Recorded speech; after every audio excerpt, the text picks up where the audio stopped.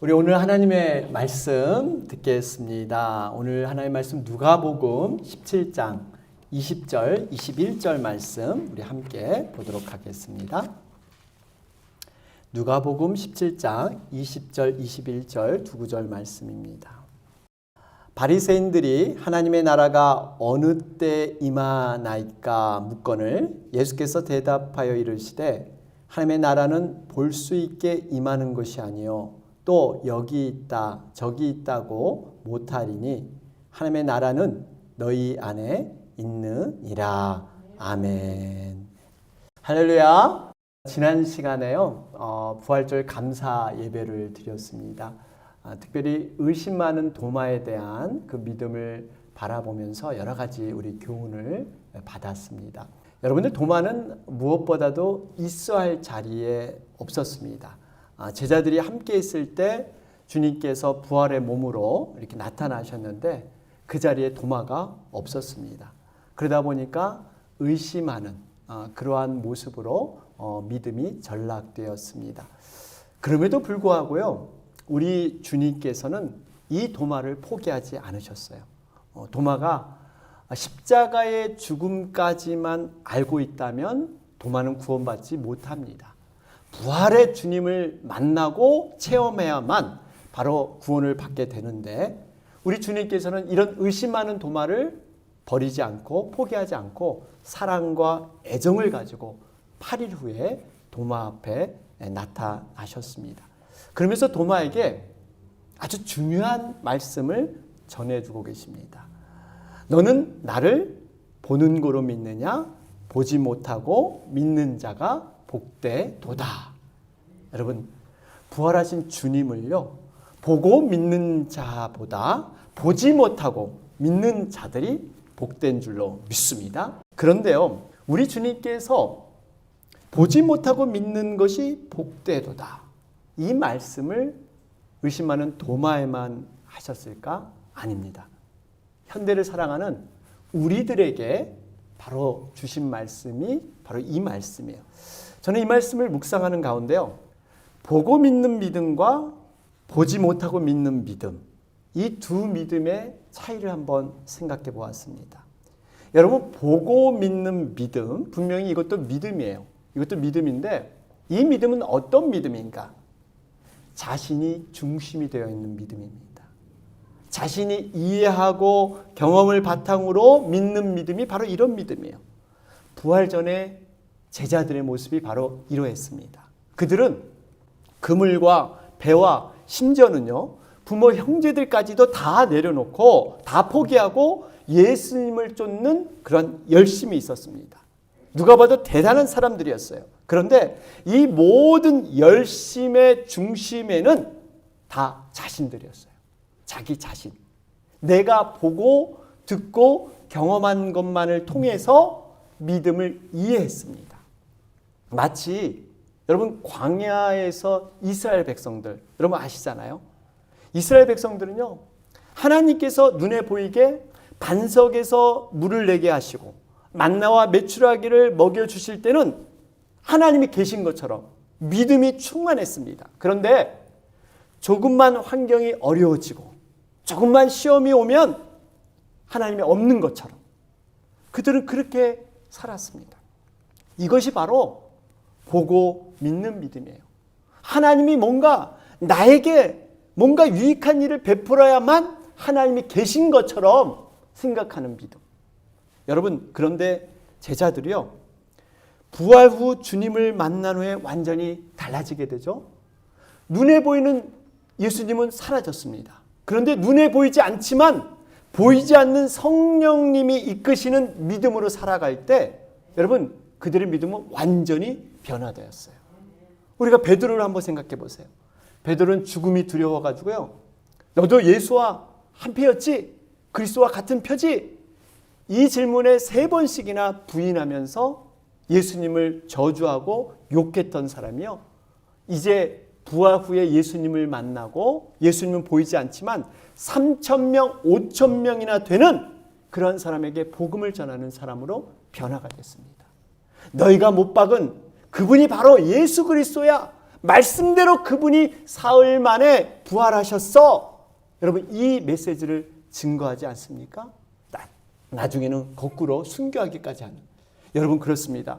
보고 믿는 믿음과요, 보지 않고 믿는 믿음은요, 이렇게 큰 차이가 있습니다. 보지 않고 믿는 믿음이 여러분 정말 복된 믿음이에요.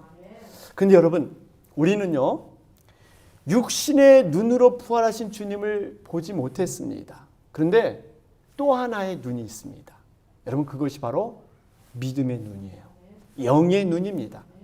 하나님께서는 놀랍게도요, 이 믿음을 통해서, 영을 통해서 부활의 주님을 확신할도록 그렇게 하나님은 만들어 주셨습니다.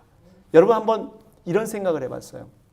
하나님께서 눈으로 보고 변화되어서 헌신한 당시의 제자들보다 지금 우리처럼 눈으로 보지 못했지만 영으로 보고 믿음으로 믿고 확신해서 변화돼서 헌신한 우리들, 여러분 이 두 종류의 사람들을 비교해 볼 때 하나님은 어느 편을 더 칭찬해 주실까요?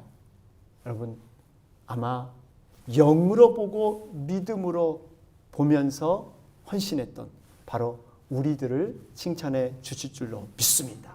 이것이 바로 믿음의 원리입니다. 그러면서 주님은 보지 못하고 믿는 것을 왜 강조하셨을까요? 이게 중요합니다. 왜 보지 못하고 믿는 이 믿음을 왜 강조하셨을까요? 이유가 있습니다. 그것은 바로 하나님 나라의 속성 때문이에요. 하나님 나라의 성격 때문입니다. 여러분 하나님 나라는 눈에 보이는 나라가 아니에요. 보이지 않지만 반드시 존재하는 것이 하나님의 나라인 줄로 믿습니다. 여러분 흔히 믿음도 그렇고요, 인생도 그렇지만 이런 말을 많이 하죠. 바라봄의 원칙이다. 우리가 무엇을 바라보고 추구하느냐에 따라서 인생이 달라집니다. 여러분 삶의 목적과 삶의 의미도 달라져요. 무엇을 바라보는가에 따라서 다 달라져요. 인생의 방향, 성공 여부가 무엇을 바라보고 사느냐에 결정이 되어 있습니다. 어떤 사람은 잠시 얻어지는 눈에 보이는 것에 집중하며 삽니다. 어떤 사람은 눈에 보이지 않지만 영원한 것을 소중히 여기고 살아요.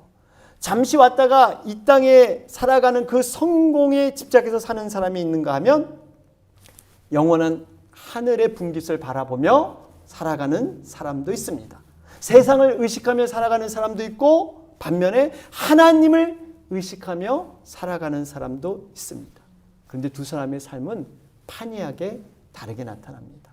여러분 우리가 방향이 중요하다는 것은요, 어떠한 것을 열심히 빠르게 가는 것보다 방향을 바로 잡아야 돼요. 엉뚱한 방향으로 우리가 빨리 가면요 다 소용이 없는 거예요. 다시 돌아오기가 더 힘든 거예요.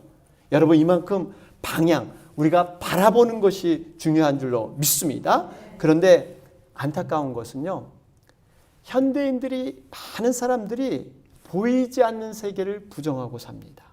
이 보이는 세계만을 고집하며 살아가는 경향들이 많이 있어요. 이러한 현상은 지금뿐만 아니라 예수님의 시대에도 마찬가지였습니다. 예수님께서 이 땅에 오셔서요, 여러 가지 사역을 하셨죠. 제자도 키우시고 또 병도 고치시고 귀신도 쫓아내시고 죽은 자도 살리셨어요. 회당에서 말씀도 가르치셨습니다. 그런데 이 모든 사역을 통해서 우리 예수님께서 궁극적으로 이루고자 하는 목표가 딱 하나 있었습니다. 그것이 바로 뭐냐면 보이지 않는 하나님의 나라, 이 나라를 알려주기 위한 모든 그런 사역이 바로 여기에 집중되어 있었습니다. 그런데 안타깝게도요, 이스라엘 백성들은 실제적인 나라가 없었잖아요. 자기들이 속한 나라가 없다 보니까 눈에 보이는 이 현세적인 이 세상의 나라만 생각했지 눈에 보이지 않는 하나님의 나라를 그들은 이해를 못했던 거예요. 여러분 이 당시에 이스라엘 백성들이 하나님 나라에 대해서 두 가지 오해가 있었습니다. 하나님 나라를 제대로 이해 못했는데 여러분 이 오해의 모습이 어쩌면 지금 세상의 현대를 살아가는 사람들과 비슷한 오해예요. 첫 번째 어떤 오해가 있었냐면요, 하나님 나라는 단순히 죽어서 가는 나라다, 이런 생각을 했습니다. 여러분 보통 사람 말하기를 세상은 힘들다 얘기하죠. 세상은 참 살기 험악하다. 그래가지고 뭐 life is pain, 뭐 인생은 고통이다. 불교에서도요 그런 말을 해요. 인생을 고해다. 그러죠. 고해, 괴로움의 바다다. 뭐 이런 말을 하는데요. 여러분 한번 생각해 보면 그 당시 유대인들이 로마의 속국으로 있었잖아요.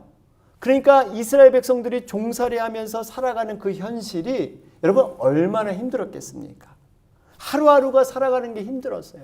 여러분 세상에서 하루하루 사는 게 힘들면 내세에 대해서, 죽은 이후의 삶에 대해서 굉장히 강한 열망이 있습니다. 이것이 이제 종교심인데요. 이런 의미예요. 지금은 이 땅에서 고생하지만 내세가 되면 이제 고생이 끝이다. 정말 영원한 그런 하나님 나라가 있다. 그러니까 이 땅에 고생해도 그저 참자. 뭐 이런 거. 아니면 이 세상을 그냥 등지고 우리는 그냥 따로 살아야 된다. 뭐 이런 생각을 했던 거예요. 그 당시 때 실제로 이 에세네파라는 그러한 부류가 있었는데 이 사람들은요. 마치 이 시한부 종말론자들. 여러분 아시잖아요. 세상과 가정과 직장을 등지고 그저 그냥 주님 재림을 기다리면서 자기들끼리 모여서 신앙생활하는 거. 그냥 세상과는 상관없이 이렇게 분리돼서 사는 것. 여러분, 그런데 이것은 하나님 나라에 대한 잘못된 이해입니다. 하나님의 나라는요, 세상과 완전히 분리되는 것이 아닙니다. 오히려 세상 속에서 현재 우리의 삶에서 이루어지는 것이 여러분 하나님의 나라인 줄로 믿습니다. 절망과 고통의 현실에서요, 하나님의 나라가 임재하게 되면 우리 마음속에 평안과 감사가 생겨나기 시작합니다.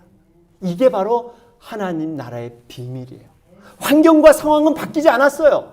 어려움은 그대로 동일하게 남아있는데 내 마음속에 사람들이 알 수 없는, 세상이 설명할 수 없는 그런 마음의 평안이 오는 것. 여러분 이것이 하나님 나라의 임재입니다. 그래서 여러분 과거의 오래된 성경을 보면 이 하나님 나라를 잘못 이해해서요. 천당으로 이렇게 번역한 때가 있었어요. 예수 천당, 불신지역, 뭐 예수님을 믿으십시오. 뭐 이런 전도를 많이 했잖아요. 여러분 천당이라는 것은요. 하늘의 처소, 장소를 강조하고 있어요. 죽어야 가는 장소 이렇게 생각을 했단 말이에요. 그래서 그냥 이 땅에서 고생하고 죽어도 우리는 하늘나라 간다. 천당 간다. 이걸로 소망을 삼았는데 여러분 그런 뜻이 아니에요. 이 천국은 하나님의 나라, 킹덤 오브 갓, 죽어서 가는 게 아닙니다. 바로 지금 살아서 그 통치를 받고 그 역량을 통해서 우리가 하나님의 백성답게 살아가는 것. 여러분 이것이 천국의 개념인 줄로 믿습니다. 또 다른 하나의 오해가 있어요. 뭐가 있냐면 하나님 나라가 이 땅에 세워져야 된다는 생각을 갖고 있었습니다. 예수님께서 돌아가시기 며칠 전에 제자들 가운데 다툼이 났어요. 논쟁이 일어났습니다. 무슨 논쟁이었죠? 예루살렘에 이제 우리 예수님이 올라가시면 왕이 될 텐데 누가 제일 크냐? 누가 제일 높은 자리를 차지하느냐? 서로 다툼이 났어요. 수제자 베드로는 내가 그래도 나이도 있고 내가 수제자인데 내가 그래도 높은 자리 차지하지 않겠느냐? 여러분 이 가룟 유다는요. 원래 세리마태가 있잖아요. 세리마태는 여러분 이 회계사입니다. 회계사. CPA예요. 근데 세리마태를 제치고 가룟 유다가 돈꽤 맡은 자. 그러니까 내가 우리 주님한테 신뢰받았지 않았냐? 내가 높은 자리 차지하지 아니야. 요한은 내가 그래도 제일 사랑을 받는, 그래서 예수님의 무릎에 찰게 안겼던 요한, 이런 얘기를 해요. 또 예수님과 같은 고향이다, 친척이다, 기타 등등으로 내가 높은 자리를 차지하느냐, 이런 싸움을 했습니다. 여러분 왜 이들이 이런 주장을 할까요? 그것은 하나님 나라에 대한 오해 때문에 그렇습니다. 하나님 나라가 이 땅에 이루어진다고 생각했기 때문에 예수님이 왕으로 등극하면 나도 한 자리 얻겠거니, 이런 생각을 한 것입니다. 여러분 분명한 것은 하나님의 나라는 이 땅에 이루어지는 게 아니에요. 정말 우리가 알지 못하지만 하나님의 나라는 정말 상상하지 못하는 그러한 통치로 여러분 이루어질 줄로 믿습니다. 오늘 본문 배경을 보면 예수님께서요, 십자가를 지기 위해서 예루살렘에 올라가고 계시는데 바리새인의 무리들 가운데 이런 얘기를 해요. 하나님 나라에 대한 질문을 하게 되죠. 하나님의 나라가 어느 때 임하겠습니까? 여러분, 이 제자들 모습과 비슷합니다. 그러니까 이 질문을 한 이유는 현재 이 땅에서 하나님 나라가 이루어졌으면 좋겠는데 어느 때 도대체 이루어지겠습니까? 이런 질문이에요. 그런데 예수님께서 이 바리새인들에게 이 질문에 대해서 단호하게 말씀하시죠. 하나님의 나라는 볼 수 있게 임하는 것이 아니다. 그리고 여기 있다, 저기 있다 말할 수 있는 것도 아니다. 여러분, 우리는 분명히 깨달아야 합니다. 하나님의 나라는 여러분 생각대로 눈에 보이게 임하지 않습니다. 그런데 사람들은 많은 부분 눈에 보이는 하나님 나라를 추구합니다. 이것을 붙잡고 살기를 원해요. 여러분, 복의 개념을 봐도요, 눈에 보이는 만족, 이것을 찾고요, 행복의 기준도 눈에 보이는 것에서 대부분 찾고 있습니다. 그런데 여러분, 분명한 것은 우리가 우선순위가 있다는 거예요. 여러분, 명심해야 돼요. 우선순위가 있습니다. 눈에 보이는 것보다 먼저 보이지 않는 영혼이 잘 돼야 강건해질 수 있다는 겁니다. 영혼이 잘된 것과 같이 범사가 잘 되는 것이지, 범사가 잘 된다고 해서 영혼이 안전하냐? 아닙니다. 분명한 순서가 있어요. 우선순위, 우리가 영혼이 먼저 잘됨을 깨달아야 될 줄로 믿습니다. 여러분, 세상에서는요, 정말 중요한 것은 눈에 보이지 않습니다. 정말 중요한 것은 여러분 감춰져 있어요. 예를 들면 과일나무를 보세요. 과일나무를 보면 과일이 주렁주렁 열리면 이 열매가 얼마나 탐스럽습니까? 얼마나 보기 좋아요. 그런데 중요한 것은 사실 이 열매가 아닙니다. 이 나무의 중요한 것은 뿌리예요. 뿌리. 나무가 존재하고 좋은 열매를 맺게 해주는 그 근원은 바로 뿌리에 있어요. 감춰져 있단 말이에요. 여러분, 이 중요한 뿌리가 만약에 밖으로 드러나면요, 이 나무는 죽게 되어 있어요. 중요한 것은 감춰져 있는 거예요. 여러분, 우리 몸을 봐도 그래요. 여러분, 우리 몸을 보면 생명의 진실은 우리의 눈이나 코나 귀, 손, 발 보이는 것에 있지 않습니다. 정말 중요한 장기나 기관은 숨겨져 있어요. 심장을 보세요. 폐를 보세요. 간을 보세요. 여러분, 이게 가려져 있는 이유가 중요하니까 가려져 있는 겁니다.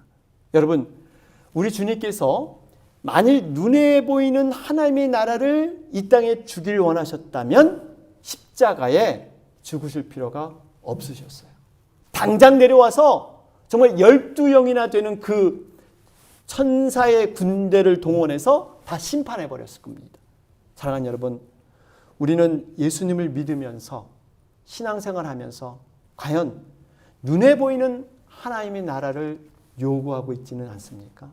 분명히 하나님의 나라는 눈에 보이지 않는다고 하는데 여기 있다 저기 있다 하는 것이 아니라 우리 안에 하나님의 나라가 임재하고 있다고 하는데, 우리는 눈에 보이는 하나님, 눈에 보이는 하나님의 나라, 이것을 우리는 쫓고 있지는 않습니까? 우리 안에 하나님 나라가 이미 도래했고 그 천국에 임했는데 왜 우리는 이것을 누리지 못하고 살아가는 것일까요? 제가 말씀드렸지만 이유는 하나. 우리 주님이 생각하는 천국과 내가 생각하는, 우리가 생각하는 천국이 다르기 때문에 그래요. 우리 주님은 분명히 눈에 보이지 않는 것이 하나님의 나라라고 했는데 우리는 눈에 보이는 것을 통해서 하나님의 나라를 경험하려고 하기 때문이에요. 눈에 보이는 그러한 재물, 권력, 지식, 성공, 부귀영화, 이런 것들을 소유하면 마치 천국을 소유한 것처럼. 여러분, 분명히 하나님의 나라는 하늘에 있다고 분명히 말씀하세요. 우리의 심령의 누리라고 말씀하십니다. 정작 하늘에 있는 것을 우리는 보물이라고 하지 않고 그냥 이 땅에 쌓인 것만을 보물로 여기는 거예요. 이것을 볼 줄 아는 그런 영적인 눈이 우리에게 필요한 것입니다. 만에 하나, 또 어떤 분은 하늘에 보물이 가득 차 있습니다. 정말 하나님이 기뻐하는 그런 귀한 일들을 많이 행하면서 믿음으로 행했는데 그런 하늘의 보물이 잔뜩 쌓였는데요, 현재 내가 살고 있는 이 땅에 하늘의 보물이 아무런 의미가 없는 거예요. 연관성이 없어요. 천국과 이 땅이 그냥 나눠져 있습니다. 이원화되어 있어요. 천국은 천국이고 이 땅은 이 땅으로. 여러분 그렇지 않습니다. 분명히 천국의 하늘의 양식, 여러분 하늘의 기쁨이 나의 삶과 연관이 돼서 하나님의 나라는 완성될 줄로 믿습니다. 여러분 이 비밀을 깨달아야 돼요. 그래서 우리가 하나님의 나라를 늘 기억하면서 하늘의 보화를 생각하면서 이 땅에 살아가는 거예요. 여러분 우리가 이렇게 하나님 나라를 누리지 못하는 문제가 바로 여기에 있습니다. 머리로는 이해가 되는데 지식으로는 알고 있는데 이것이 심령 가운데 우리 마음 가운데 중심으로 오질 못하는 거예요. 이것이 오는데 너무 시간이 걸리는 거예요. 여러분 우리가 무슨 일을 어떻게 얼마나 크게 하느냐, 사실 이것은 하나님 앞에 중요한 것이 아닙니다. 가장 중요한 것은 뭐냐면요, 우리가 어떻게 그것을 느끼고 어떻게 그것을 받아들이느냐, 여러분 이것이 굉장히 중요합니다. 내 심령이 중요하다는 거예요. 내 마음이 중요하다는 거예요. 한번 예를 들어볼까요? 어떤 사람이 아무도 남들이 알아주는 이런 엄청난 일, 정말 대단한 일을 했습니다. 그런데 남들은 대단하게 평가하고 정말 칭찬하고, 그런데 이러한 것이 나에겐 별로 하찮게 느껴지는 거예요. 나에겐 별로 기쁨과 감격이 없는 거예요. 여러분 그 마음이 얼마나 허망하겠습니까?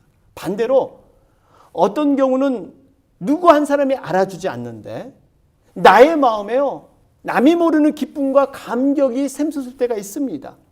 정말 이 사람이 알지 못하는 그 기쁨과 감사가 넘칠 때가 있어요. 여러분 이게 무슨 의미입니까? 가장 중요한 것은요, 내 마음의 태도라는 거예요. 하나님의 나라는 바로 내 마음에서 시작이 된다는 겁니다.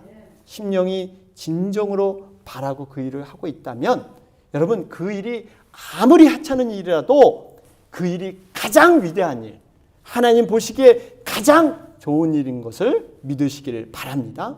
그런데 여러분 하나님의 나라의 통치, 정말 우리가 하나님의 나라를 영향받고 그 하나님 나라의 정말 그 모든 것을 우리는 누리고 싶은데 이것을 방해하는 세력이 있습니다. 바로 사단입니다.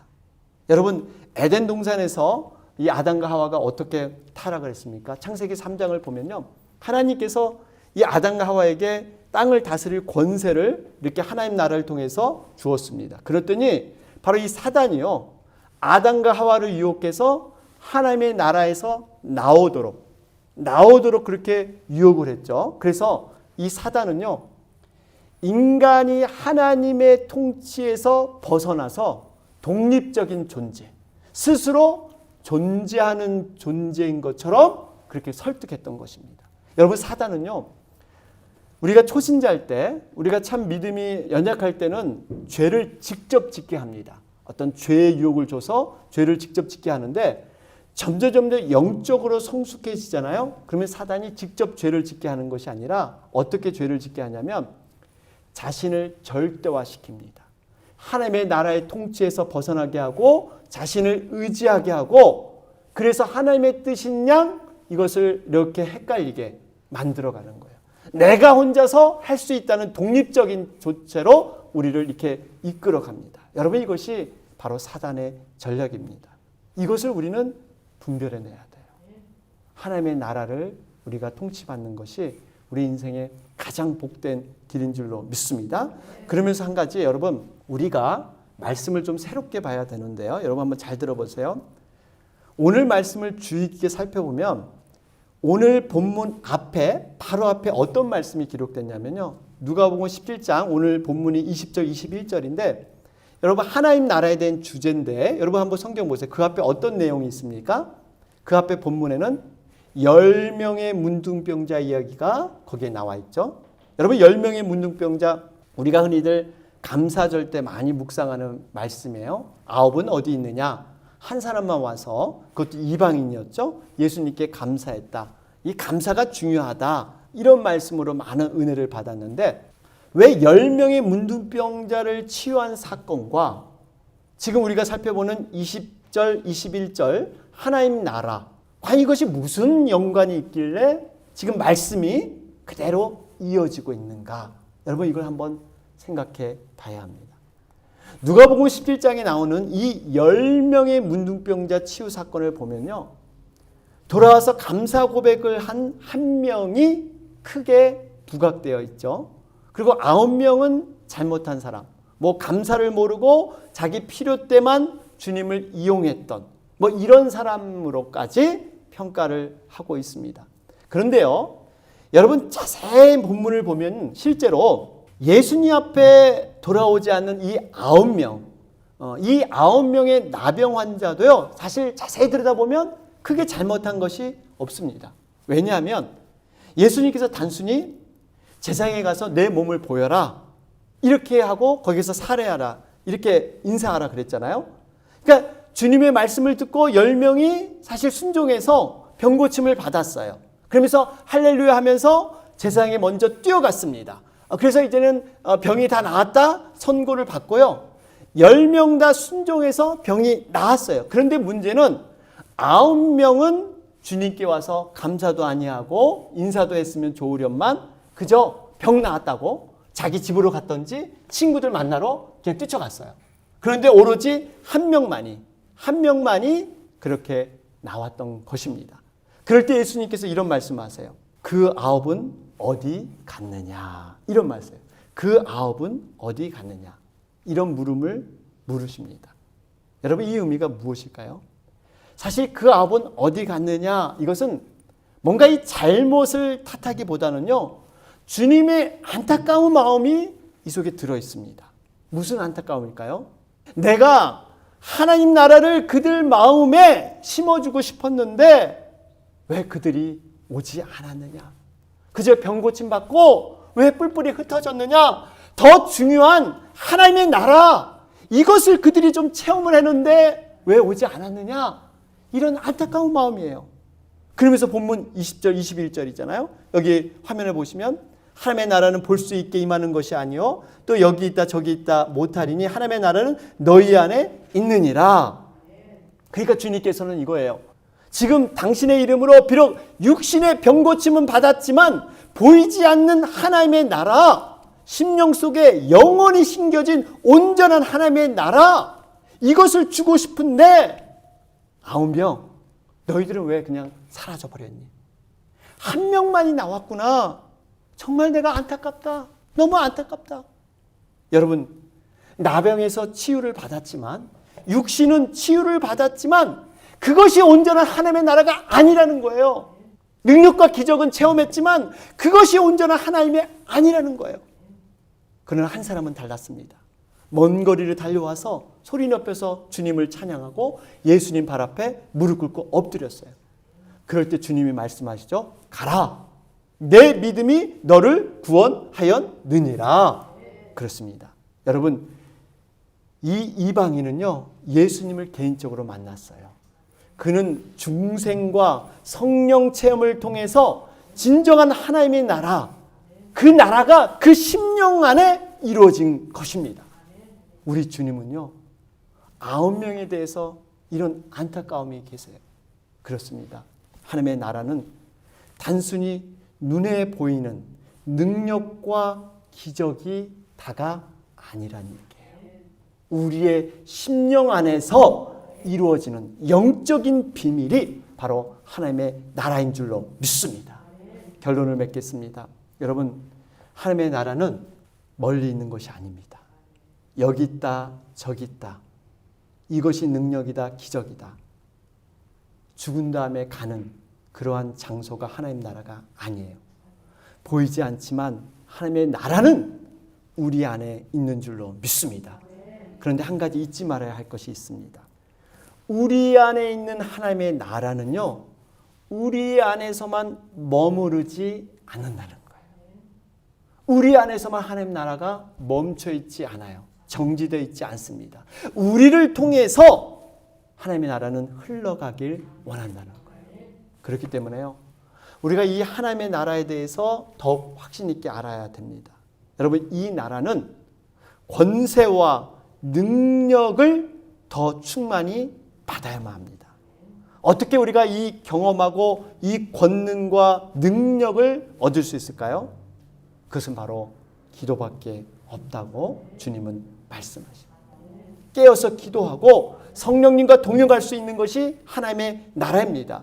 눈에 보이는 육을 버리고 우리가 포기하고 정말 하나님의 영을 사모할 때 하나님의 나라는 온전히 우리에게 소유될 줄로 믿습니다. 로마서 14장 17절 말씀을 보세요.